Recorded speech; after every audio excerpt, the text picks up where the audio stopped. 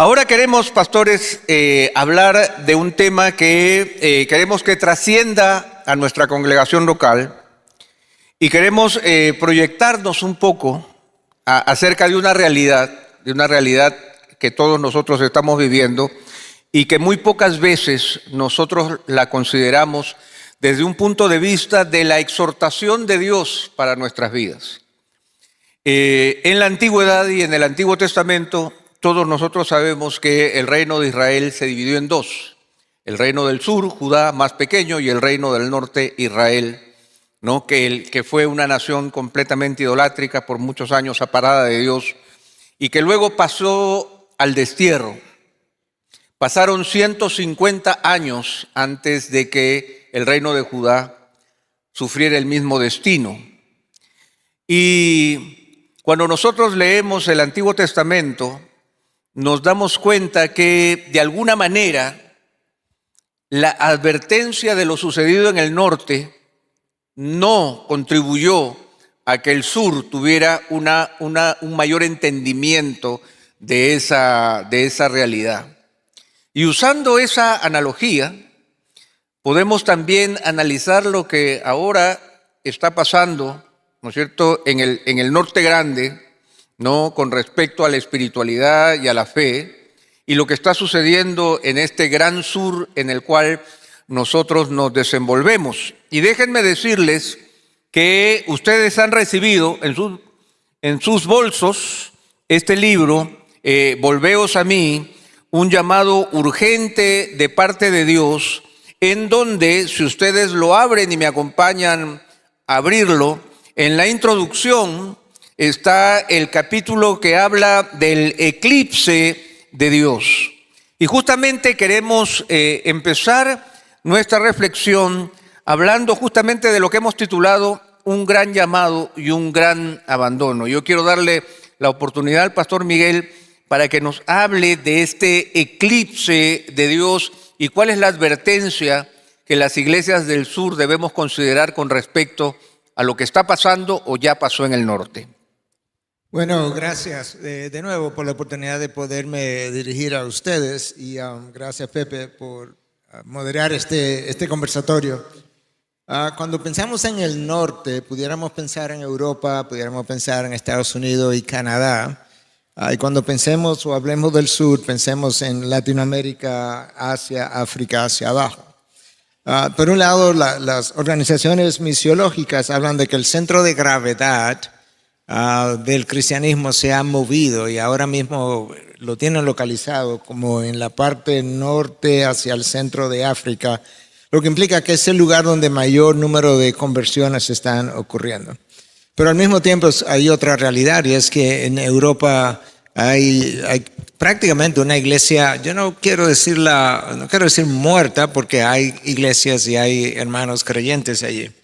Pero mucho de lo que vio la Alemania de Lutero y lo que vio la Suiza de Calvino y así sucesivamente, nada de eso está pasando. Y Estados Unidos tiene otro fenómeno que ha sido descrito recientemente. De hecho, un libro fue recientemente escrito llamado The Great Dechurching, que sería como el gran abandono de cristianos saliendo de iglesias. Y el libro salió porque hubo un primer libro, un libro anterior que se llamó The Great Churching, o como el gran movimiento de plantación de iglesias que ocurrió en Estados Unidos de 1776 a 1976. Pero ahora el fenómeno opuesto ha estado ocurriendo y se calcula que 40 millones de norteamericanos que estaban presentes en sus iglesias hace 25 años, definidos presente como que iban a una iglesia una vez al mes, por lo menos. Y ahora están ausentes porque van a sus iglesias una vez al año o menos. Entonces, de ahí que esos 40 millones en 25 años ha perdido la iglesia norteamericana. Por primera vez en la historia, dicen las estadísticas, hay estadísticas recogidas de los últimos 80 años. En esos 80 años, por primera vez en Estados Unidos hay más personas que se identifican como no creyentes o que no asisten que no asisten a ninguna iglesia, que las que sí asisten. Eso no había ocurrido nunca antes. Entonces ese es el fenómeno. Y hablando con Pepe y algunos de ustedes, y hablando a nuestra iglesia ya desde el comienzo de pandemia, yo comencé a hablar de esto en nuestra iglesia. Nosotros tenemos que aprender qué pasó en el norte, qué pasó en Europa, qué pasó en Estados Unidos, qué ha pasado, qué ha producido esta merma. Y es multifactorial, no es un solo problema. Pero para poder orientar a la audiencia, ver a dónde estamos en este momento. Y ciertamente ahora que cosas están pasando, yo diría que no solamente en el sur, pero aún en Europa, si hay cosas nuevas y buenas que están pasando, la mayoría son inmigrantes. Y mucho donde hay incluso personas hispanas. Y Estados Unidos tiene algo similar. Entonces, ¿qué cosas, verdad? Nosotros necesitamos prestar atención en el sur para no correr la misma suerte de nuestra hermana en el norte, que nos bendijo enormemente. La Convención Bautista Sureña solamente hace años atrás tenía 5,000 misioneros en el mundo. Es una fuerza misionera enorme y sin embargo todo eso ha ido cambiando. Y múltiples cosas han ocurrido, pero yo creo que una de las cosas que lamentablemente pasó en la década de los 90, lo cual ya tiene casi 30 años, ¿verdad? Que pasó. Es que muchas de las iglesias comenzaron a confiar en lo que se llama las ciencias sociales, la sociología, la psicología, mercadología y cosas similares como para proyectar la iglesia en la sociedad y que la sociedad le pudiera hacer caso y volverla relevante. Y con eso entonces perdió, por lo menos en esa década, porque cosas venían pasando ya desde antes, perdió mucho de la centralidad de la predicación de la palabra y el descansar en lo que verdaderamente forma una iglesia, que es la predicación de su palabra y el evangelio que define la iglesia. Entonces ahí es donde estamos. Yo no quiero volver esto un monólogo, de manera que simplemente como que hice esa introducción para introducir el problema, la conversación y qué más nosotros quisiéramos decir, pero por eso te vuelvo a Pepe y yo sé que Aníbal, el pastor Aníbal tiene algo especial entre nosotros en el sentido de que él pastorea 2 iglesias dentro de un mismo recinto, una iglesia norteamericana y una iglesia hispana, o es cabeza, ¿verdad? Porque creo que hay otro pastor predicando ahora en la iglesia hispana, la iglesia del pueblo, pero está como sobre ese grupo de pastores y quizá tenga cosas también que contarnos de su propia experiencia. El pastor Otto es parte de lo que es la Asociación Bautista Dominicana, que ha estado grandemente relacionada a la Convención Bautista Sureña en el pasado, sobre todo por años, y también ha viajado mucho y ha visto mucho. Entonces, el problema de nuevo es multifactorial, pero cuando la iglesia se aleja de la palabra, la iglesia sufre las consecuencias de ese alejamiento. Y mucho de lo que está ocurriendo viene como resultado de eso. Y solamente, pastor, porque queremos que lo que se ha dicho no pases por el aire y nos olvidemos, porque es muy importante parte de nuestra reflexión. El pastor mencionaba que en el norte, alguien que solía ir a la iglesia una vez al mes, ahora lo hace menos de una vez al año. Hace 25 años, 40 millones de norteamericanos asistían a la iglesia y hoy no lo hacen. Y en los últimos 80 años de estadísticas, más norteamericanos no asisten a la iglesia que aquellos que sí lo hacen. Un fenómeno, Miguel, que no solamente lo vemos ahora en la Norteamérica postcristiana, sino que es el mismo factor en la Inglaterra, ¿no es cierto?, que previo al Estados Unidos postcristiano nos encontramos también con una Inglaterra postcristiana muy anterior, pero viviendo el mismo fenómeno, y la reducción grande en el número de fieles de las grandes denominaciones cristianas como los presbiterianos, los metodistas o los bautistas sureños.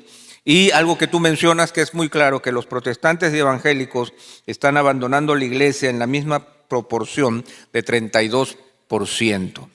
Entonces, ya que estamos contigo, Aníbal, ¿cómo tú percibes esta realidad en tu propia iglesia desde esta observación de lo que tú estás haciendo como una iglesia latina, pero al mismo tiempo con una iglesia que está viendo este colapso frente a tus ojos?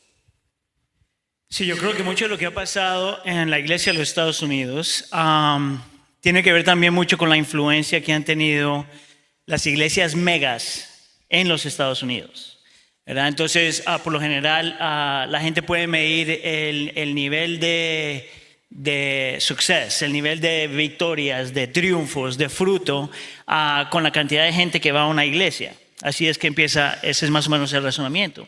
Entonces, si tú ves una iglesia que tiene 5,000, 10,000, 15,000, 20,000 personas, automáticamente todos los demás pastores en el área empiezan a decir qué es lo que tiene esa iglesia que nosotros necesitamos porque todos queremos estar ahí. Y bien interesante que cuando tú estudias, que parte de lo que nosotros hemos hecho en nuestro contexto, cuando empiezas a mirar qué es lo que está utilizando esta gente para atraer gente a su iglesia, te das cuenta que es mucho mercadotecnia en realidad. Muy poquita Biblia, mucha mercadotecnia. Tiene muchas cuestiones que uno puede considerar y decir, bueno, hasta cierto punto hay cosas que son sabias, pero al fin y al cabo lo que están haciendo todas estas iglesias y han hecho todas estas iglesias es buscar aquellas cosas que son pragmáticas, que funcionan por un lapso de tiempo. Alguien una vez dijo que las cosas que nosotros utilizamos para atraer gente a la iglesia son las mismas cosas que luego tenemos que tener para mantener la gente en la iglesia. Entonces, por ejemplo, en el área donde yo estoy en el área de Chicago.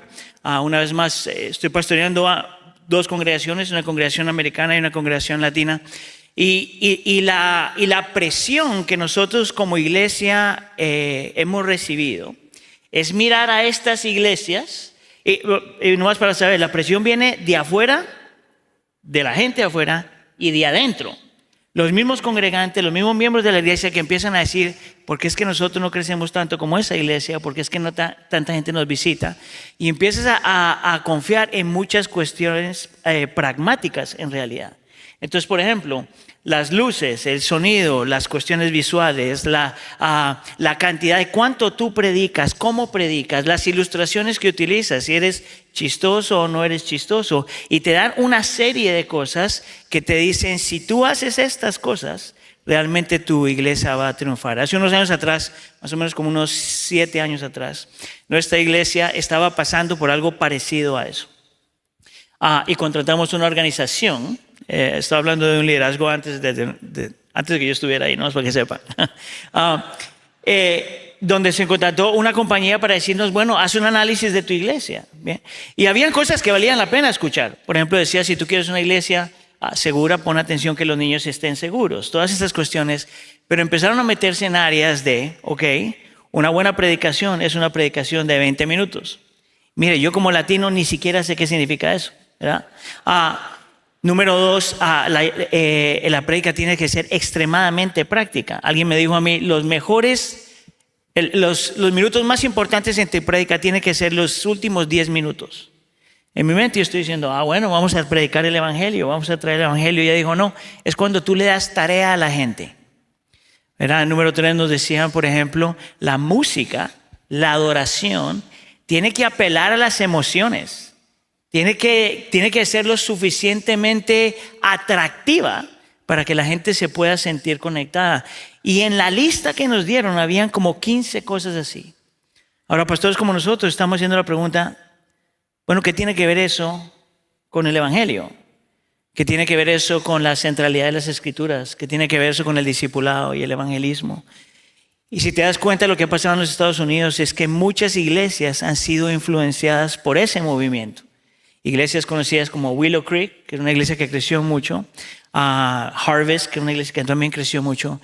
Esto es lo interesante aprender, que muchas de esas iglesias no han podido sostener, mantener ni discipular a la gente que trajeron con esas herramientas. Porque la gente se acostumbra a tener una relación con el Señor, no basado en la que la Escritura dice, no basado en el Evangelio, no basado en estas cosas, sino basado en lo que yo experimento, en lo que yo siento, en lo que me gusta, en lo que puedo consumir. Y eso ha sido parte de lo que ha pasado en los Estados Unidos en los últimos 20, 30 años.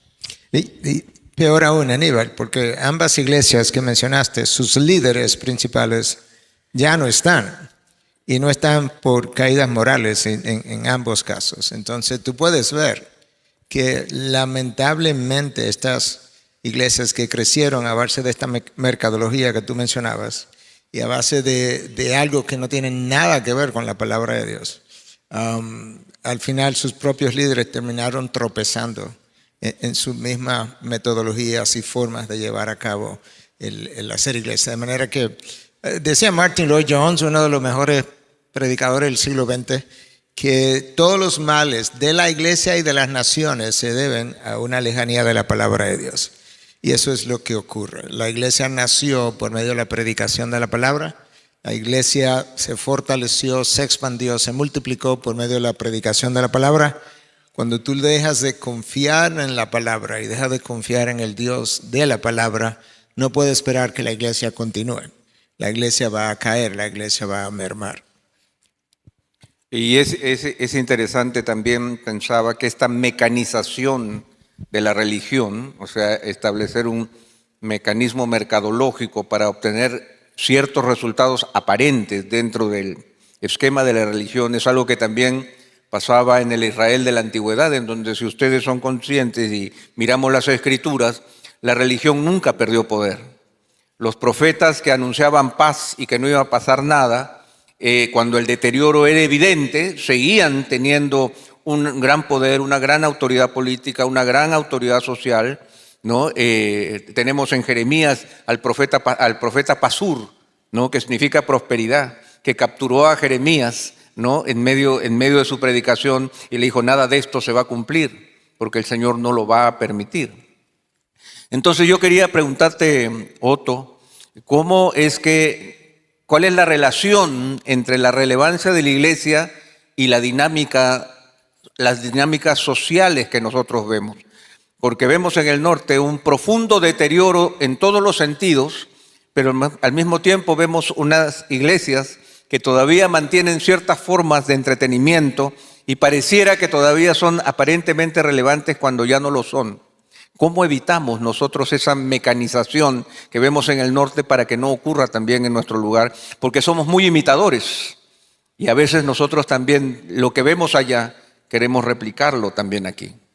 Bueno, creo que nosotros tenemos que analizar la historia. Hay una frase famosa que dice que los pueblos que olvidan su historia están condenadas a repetirla. Ese deterioro de la iglesia comienza en Europa, ese deterioro se traslada a América y nosotros tenemos una ventaja y una gran desventaja. La ventaja que tenemos es que ya vimos lo que pasó con ellos y que seguramente, si nosotros no nos preparamos, va a ocurrir con nosotros también. La ventaja es prepararnos y aprender de los errores de ellos para nosotros poder prevenir.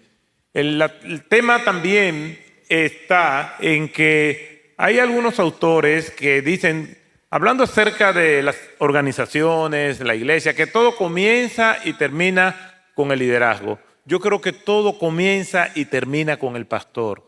Somos nosotros los que estamos llamados a velar por las ovejas, velar por la iglesia, discernir los tiempos que nosotros estamos viviendo y dar respuestas bíblicas a eso que nosotros estamos viendo como amenaza. Cuando el apóstol Pablo se estaba despidiendo en ese pasaje que tiene una carga dramática extraordinaria de los pastores de Éfeso que fueron a la ciudad portuaria de Mileto, él decía: yo sé que después de mi partida vendrán lobos rapaces. El apóstol Pablo estaba apelando a que estuvieran alertas de que había un peligro inminente.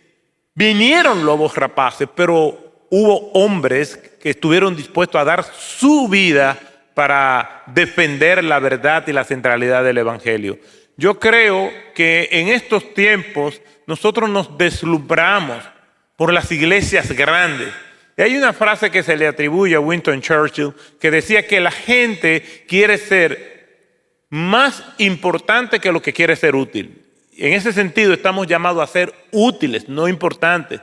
Y nos deslumbramos por los grandes ministerios, por el privilegio que ellos entienden que tienen de tener iglesias grandes. Y hay un libro que se llama American Church in Crisis que habla de esas megas iglesias. en los Estados Unidos.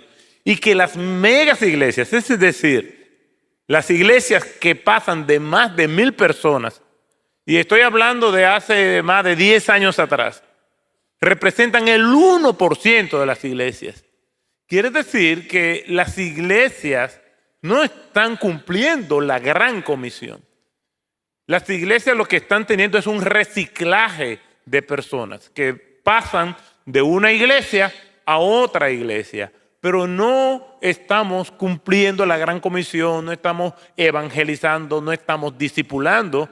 Y si eso no ocurre, ese tsunami que aplastó a Europa, que aplastó a América del Norte, también va a aplastar el mundo hispano. Y yo creo que nosotros tenemos una gran ventaja. Y lo digo con toda convicción. La esperanza del Evangelio en Europa y en Estados Unidos está en el mundo hispano. Está en nosotros, que el Señor está levantando un movimiento, está levantando hombres y mujeres que están conscientes de lo que está ocurriendo, con la gran ventaja de que podemos prevenir lo que pasó en otros lugares y prepararnos para el impacto. Dice la Escritura, cuando Pedro hace su confesión, nuestro Señor Jesucristo diciendo que las puertas del Hades, de la muerte, del infierno, no van a prevalecer contra la iglesia. La iglesia verdadera va a dar la lucha. Y hasta donde yo sé,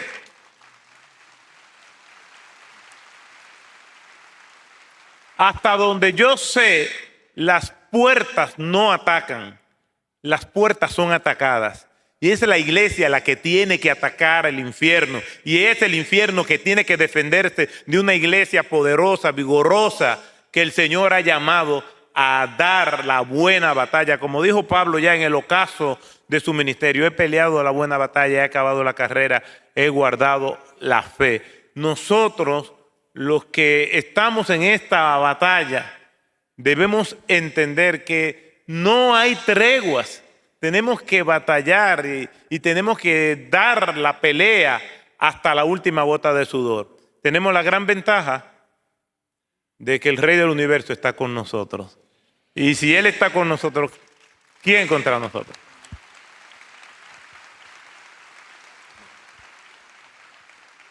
Bueno, amén a todo lo que se ha dicho. Hay fenómenos sociales también que han contribuido a esta crisis, tanto en Europa como en Estados Unidos. La década de 1970, hace 50 años de eso, fue clasificada como la década del yo. De hecho, algunos de los libros más famosos de esa época estaban orientados al yo. Y ahí salió Yo estoy bien y tú estás bien. Otro de los libros, Ganando por intimidación, y libros parecidos. Y del 70 para acá ha llovido mucho, pero nosotros no solamente vivimos la década del 60, yo creo que la mayoría de los historiadores concuerdan que la década del 60 es la bisagra que le dio un giro a la civilización, y que de la década del 60 para acá la civilización occidental, Europa, Estados Unidos, Canadá y parte de nosotros, nunca ha vuelto a ser la misma. Y la década del 60 fue la década de la rebelión, la década donde se comienza con la revolución sexual, la década del 70, la década del yo. Hace unos 10 años se publicó un libro, la epidemia narcisista, por autores no cristianos incluso, hablando de que eso es la época que estamos viviendo y que ese narcisismo fue empujado alrededor del año 2005-2006 con la salida de YouTube y Facebook, donde todo el mundo quiere estar en una plataforma, ser conocido, ser publicado, etcétera, etcétera. Entonces, esa generación centrada en el yo individualista no quiere una vida de iglesia, porque en la vida de iglesia, ya se dijo en el panel anterior, no es para llaneros solitarios. Nosotros necesitamos una comunidad donde yo crezco, donde se me cuida, pero donde se me confronta también, donde se me alimenta, donde se nos aconseja. Entonces, esa generación individualista, esa generación también narcisista, que entiende que todo lo merece, no convierte a la iglesia en un grupo de personas consumidoras. Entonces, la gente viene a consumir. ¿Qué tú tienes aquí para mí, para mi esposo, para mi matrimonio, para mis hijos? pero no viene a dar como generaciones anteriores. Entonces esos son fenómenos sociales que infiltran obviamente la iglesia, porque la iglesia se nutre de personas que vienen de la sociedad. Y luego, junto con eso, al llegar a la iglesia, pues muchas veces el cuidado pastoral del cual se habló en el panel anterior tampoco ha estado de manera apropiada. Porque lamentablemente también muchos plantadores jóvenes, y quizá no tan jóvenes, compraron la idea de que ser pastor es ser un predicador. Entonces el púlpito es como que yo quiero ser pastor, pero en esencia lo único que quiero hacer es predicar. Pero yo necesito oler a ovejas, yo necesito estar en medio de las ovejas. Y cuando el Señor Jesucristo habla con Pedro ya después de su negación, después de su muerte y resurrección, dice, Pedro, ¿tú me amas? Y Pedro dice, sí, Señor, yo te quiero. Pero que si me amas incondicionalmente, me agapas, Pedro. Sí, Señor, yo te quiero. Finalmente Cristo le dice, pero si tú me quieres, y Pedro responde, sí, Señor, yo te agapo. Como que Pedro finalmente como que despertó. Pero en cada una de esas ocasiones, Cristo le dice, apacienta mis ovejas, alimenta mis ovejas. No apacienta tu púlpito, no alimenta tu púlpito. Nosotros necesitamos iglesias que vuelvan de nuevo a la centralidad de la predicación del Evangelio, al cuidado pastoral, al desarrollo de discípulos para la gloria de Dios, y que podamos tener una iglesia de personas que quieran comprometerse todas a dar de sus dones, talento, de su tiempo, a sacrificarse por la iglesia que a Cristo le costó su sangre. Y todo eso necesita ser enseñado desde los púlpitos también. Pepe. Estaba pensando lo que estabas diciendo, Miguel, porque parte de lo que yo estaba viendo con este movimiento en los Estados Unidos es que realmente iglesias que dependen tanto de estas cosas prácticas, mecánicas, técnicas, en realidad hay un montón de consecuencias. Uno es ese, no es una iglesia donde la gente viene a dar, sino solamente a consumir.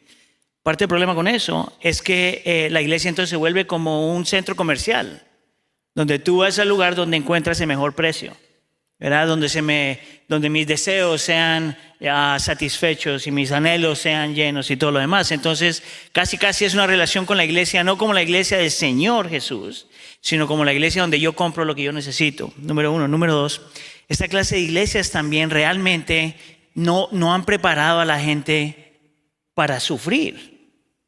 Que eso es algo que nosotros podemos aprender acerca de los puritanos y sus escritos. Yo cada que leo los puritanos es casi como que están convenciendo a la gente de que lo normal es sufrir. Ahora, yo no me atrevería a decir eso, pero es parte de la vida de vivir en este mundo caído.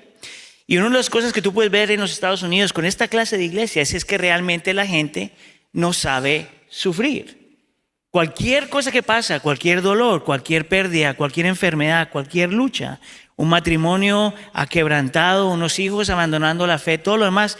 COVID fue una lección para los Estados Unidos como no otra lección, y nosotros pudimos ver qué tan paralizados estaban los Estados Unidos por la realidad del COVID. Entonces nosotros podemos ver, por ejemplo, que una iglesia donde la palabra realmente no está siendo predicada, la gente realmente no está preparada para sufrir. No tiene una visión de Dios lo suficientemente grande para poder sobrevivir, sobrepasar y aún florecer en medio de sufrimiento. No sabe cómo lidiar con sus propias luchas y debilidades. Hay un montón de consecuencias. Y la tercera razón, la tercera cosa que estaba pensando frente a este movimiento, tiene que ver mucho con lo que está diciendo con la necesidad de comunidad, ¿verdad? Es una cultura extremadamente individualista, donde la iglesia no es mi familia espiritual, sino simplemente el lugar donde yo vengo. Entonces, yo no te necesito en realidad. Yo necesito simplemente lo que yo consumo, pero yo no te necesito a ti. Y ahí es donde entonces se está violando todos los unos a los otros del Nuevo Testamento, ¿verdad?